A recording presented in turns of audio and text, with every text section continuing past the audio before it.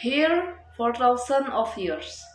The people of this land have journeyed from tribe to free civility to nation state, through reformation and enlightenment, renowned as a land of poets and thinkers. Among them, Immanuel Kant, who taught us that freedom is the unoriginate bright birthright of man and it belonged to him by force of his humanity.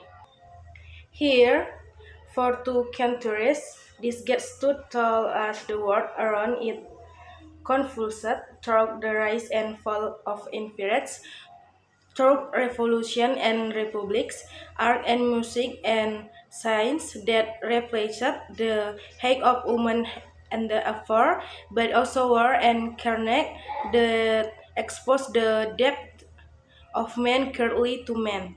It was here that Berliner carved out an Island of democracy against the greatest of odds. Practice takes 5. So even though we face the difficult of today and tomorrow, I still have a dream. It is a dream deeply rooted in the American dream. I have a dream that one day this nation will rise up and live out the true meaning of its creed. We hold this truth to be self-defined and all men are created equal. I have a dream that one day on the red hills of Georgia, the sons of former slaves and the sons of former slave owners will be able to sit down together at the table of brotherhood.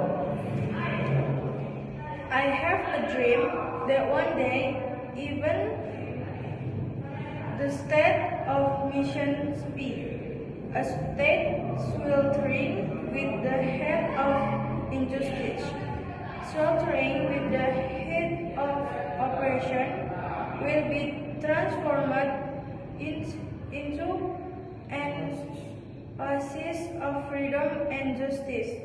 I have a dream that my poor little children will one day live in a nation where they will not be judged by the color of their skin, but by the content of their character. I have a dream today. Okay guys, this is our practice reading. Thank you for watching.